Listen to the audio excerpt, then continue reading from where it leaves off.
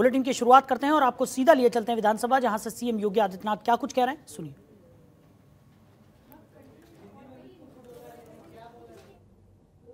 और मुझे प्रसन्नता है कि युवा के साथ साथ अनुभवी सदस्य को आज विधानसभा उपाध्यक्ष के रूप में यहां पर इस माननीय सदन ने चुना है। मैं सभी सदस्यों को हृदय से धन्यवाद देते हुए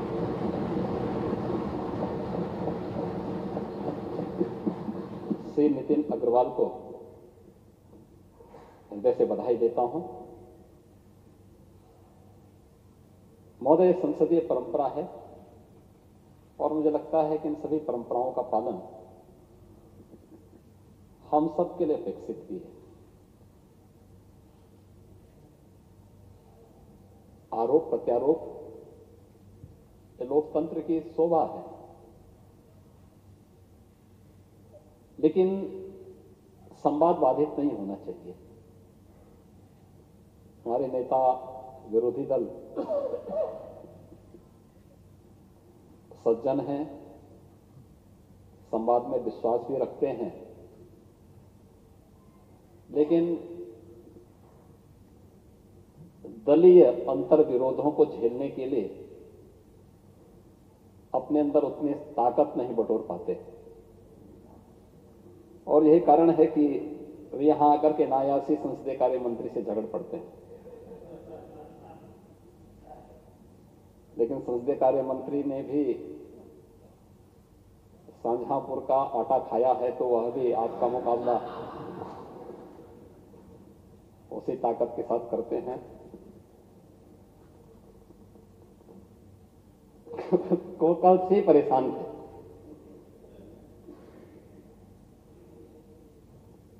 और परेशानी इस बात को उनको लग रही थी कि ये प्रस्ताव उनके द्वारा पहले दे दिया गया होता तो अच्छा होता। मैं भी पूरी कार्रवाई को देख रहा था कि उनके द्वारा, मैं जानता था वो इसके बाद कहेंगे कि चुनाव में गड़बड़ी हुई है।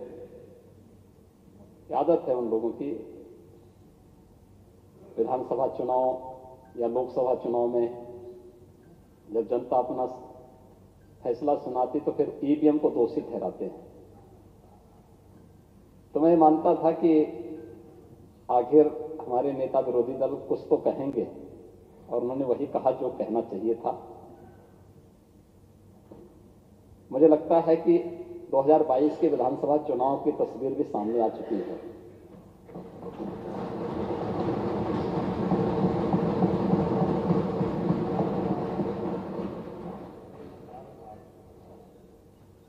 भारतीय जनता पार्टी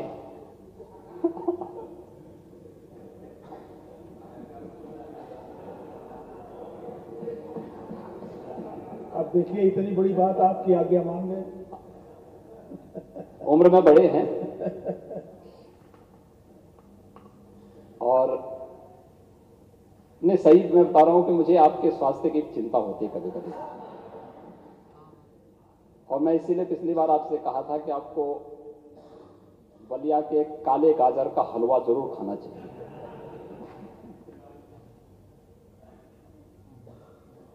मैं तुम्हारे यहां पे जो बलिया के माननीय सदस्य हैं उनसे मैं कहूंगा, सुरेंद्र सिंह,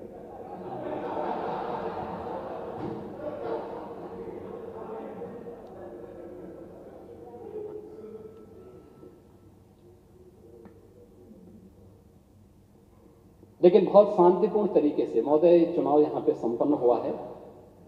और मैं देख रहा था, स्वाभाविक रूप से दलीय आग्रह भी और पूर्वाग्रह भी हर एक जगह हावी रहते हैं और उनको व्यक्त करने का एक माध्यम भी सदन मिलता है, जब आमने सामने बैठ करके दोनों वर्ग के सदस्य अपनी बातों को कह देते हैं, लेकिन उसको व्यक्तिगत रूप से नहीं लेना चाहिए। मैं देख रहा था सुबह जिसने 23 में नेता विरोधी दल यहां आए थे,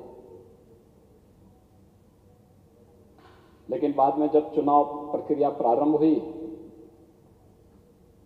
तो उनको परिणाम तो मालूम ही था।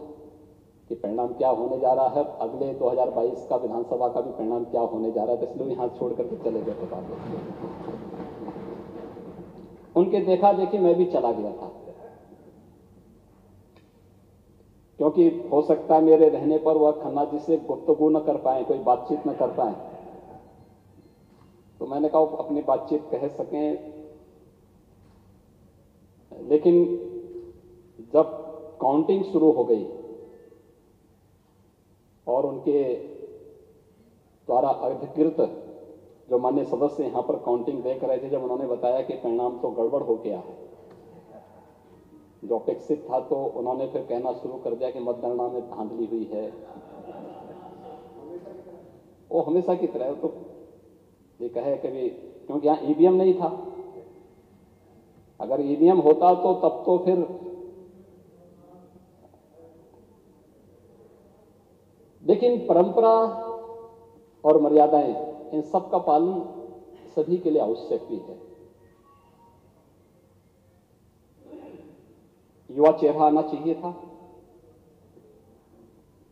मुझे लगता है कि हमारे अध्यक्ष जी भी इसको पसंद किए होंगे कि एक युवा और अनुभवी सदस्य, पहली बार नहीं है, तीसरी बार वे माननीय विधायक बने हैं, और उनके अनुभव का लाभ सदन को प्राप्त होगा। माननीय अध्यक्ष जी के मार्गदर्शन और संरक्षण में पिछले 4.5 वर्षों के दौरान सदन ने अनेक कीर्तिमान स्थापित किए, और हम लोगों ने संवाद बनाने का हमेशा प्रयास किया। माननीय विरोधी दल इस बात को जानते होंगे कि कोरोना के कालखंड में भी हम लोगों ने दलीय नेताओं की बैठक की थी, तो समाजवादी पार्टी ने तब भी उस बैठक का बहिष्कार किया था। हम लोगों ने सस्टेनेबल डेवलपमेंट गोल्स पर भी, एसएसजी के लक्ष्य को प्राप्त करने के लिए जो भारत सरकार ने, यूएन ने 2016 में और उसके उपरांत भारत सरकार ने पूरे देश के लिए उन लक्ष्यों को प्राप्त करने के लिए, जिसमें गरीबी के उन्मूलन का है, स्वास्थ्य और बेहतर शिक्षा के लिए है, रोजगार के लिए, और अन्य उन सभी विकास लक्ष्यों को प्राप्त करने के लिए जो टारगेट फिक्स किए गए हैं पूरे देश के लिए, इस सदन ने 36 घंटे तक उस पर चर्चा की थी। हम सब जानते हैं राष्ट्रपिता महात्मा गांधी की 150वीं जयंती के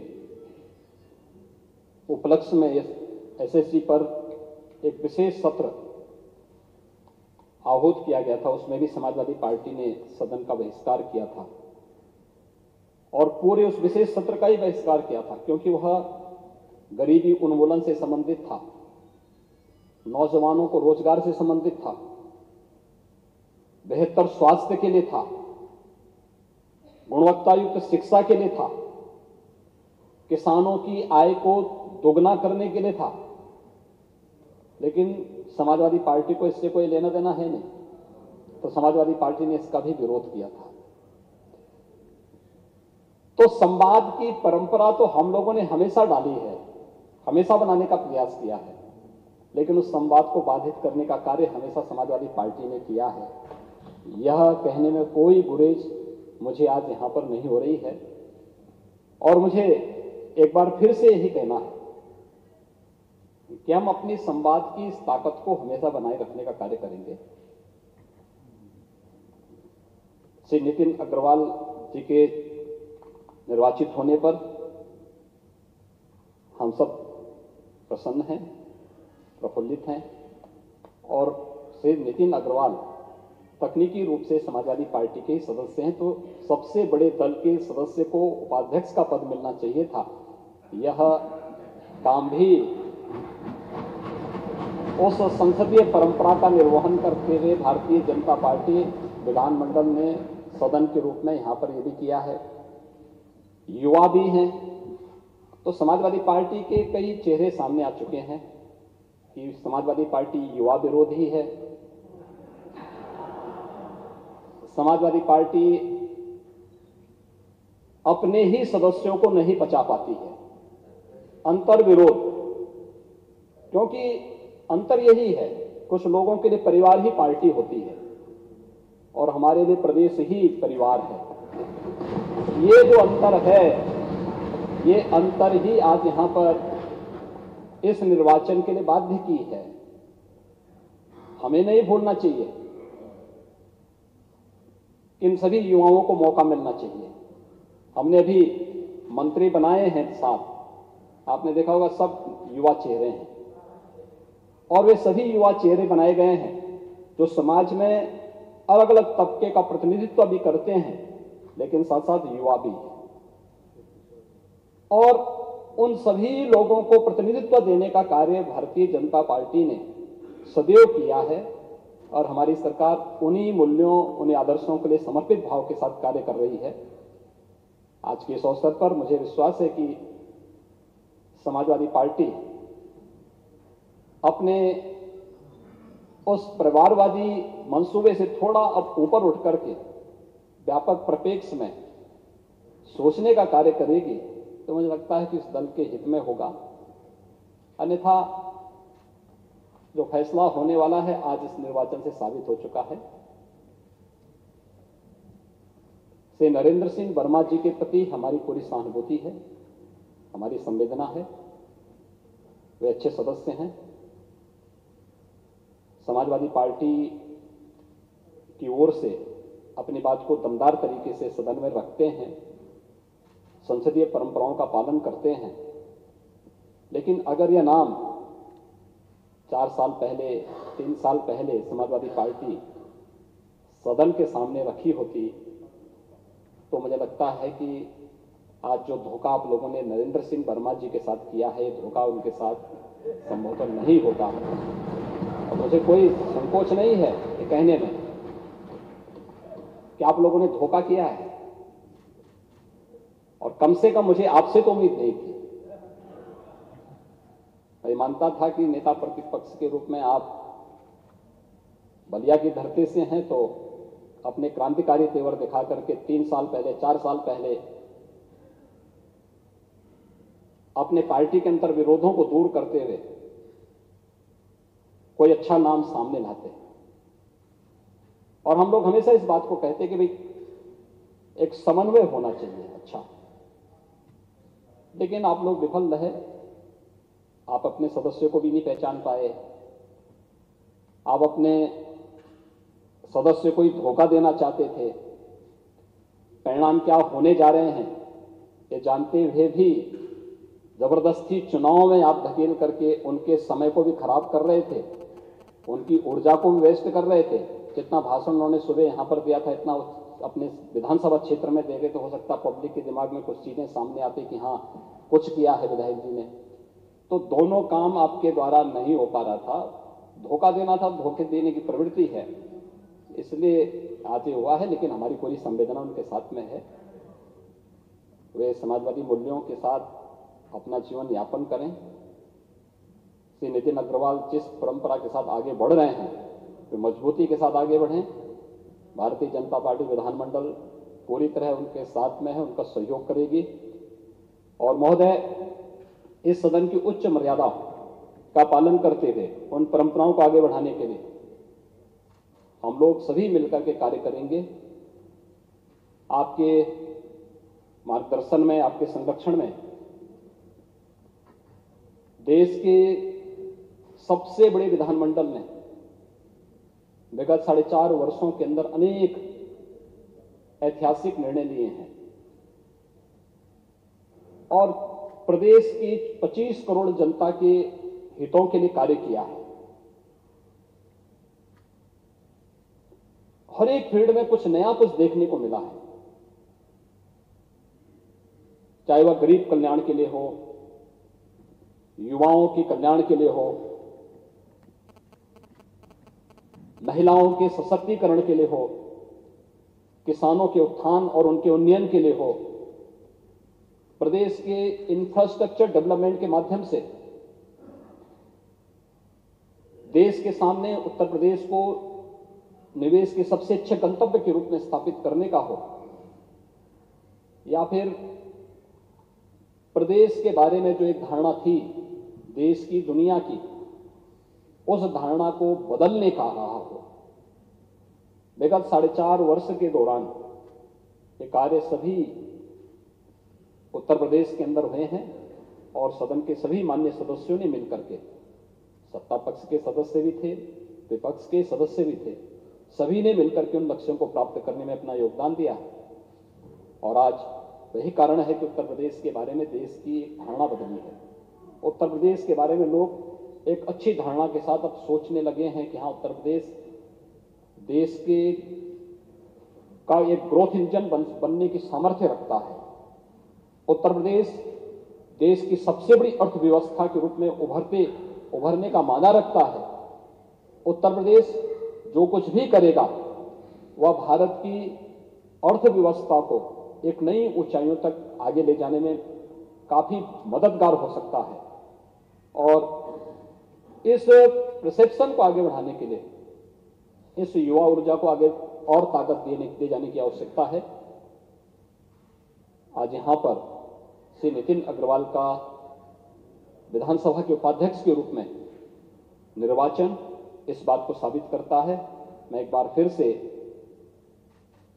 अपने विधानमंडल दल की ओर से श्री नितिन अग्रवाल जी के उपाध्यक्ष निर्वाचित होने पर बड़ी भारी मतों से 304 मत उनको प्राप्त हुए हैं, तो 304 मतों से भारी बहुमत से उनके निर्वाचन होने पर उन्हें हृदय से बधाई देता हूं, उन्हें अपनी शुभकामनाएं देता हूं और विश्वास करता हूं कि आपके मार्गदर्शन में इस सदन की उच्च मर्यादा और परंपरा को आगे बढ़ाने का कार्य करेंगे। श्री नरेंद्र सिंह वर्मा जी के प्रति भी मेरी हृदय से अपनी संवेदनाएं हैं, उनके प्रति सहानुभूति भी है और शुभकामनाएं भी हैं कि वे समाजवादी पार्टी ने उन्हें अपना प्रत्याशी तो बनाया, लेकिन पूरे विपक्ष को भी वह एकजुट नहीं कर पाए। अच्छा होता कि आपस में एक संवाद बना करके इस व्यवस्था को आगे बढ़ाते, लेकिन वक्त सबको समझा देता है। 2022 का चुनाव और अच्छे ढंग से इसको समझाने का कार्य करेगा। आज का परिणाम इस बात को साबित करता है। मेरे सदन के सभी सदस्यों को, जो पिछले कल से आप देख रहे होंगे बहुत तेज बारिश और आंधी है पूरे प्रदेश में और उत्तर भारत में, एक बड़े भूभाग में, वो सब के बावजूद यहाँ पर आए हैं। उन सभी माननीय सदस्यों को जिन्होंने, चाहे वह सत्ता पक्ष के हों या विपक्ष के हों, सभी ने इस निर्वाचन में शांतिपूर्ण ढंग से, सौहार्दपूर्ण तरीके से सदन की मर्यादा के अनुरूप यहाँ पर व्यवहार करते हुए निर्वाचन में प्रतिभाग किया है। उन सबको भी हृदय से धन्यवाद देता हूं और दीपावली की मंगलमय शुभकामनाएं आप सबके प्रति व्यक्त करता हूं। धन्यवाद।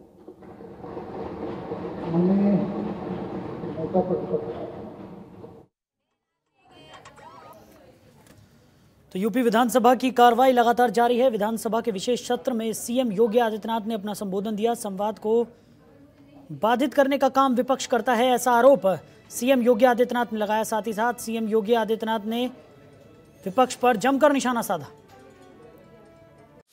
खबरों के निष्पक्ष विश्लेषण के लिए सब्सक्राइब करें Jantantra TV and press the bell icon. Never miss any update.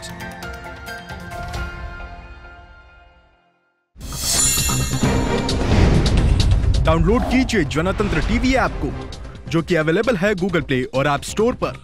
अधिक जानकारी के लिए अभी डाउनलोड करें।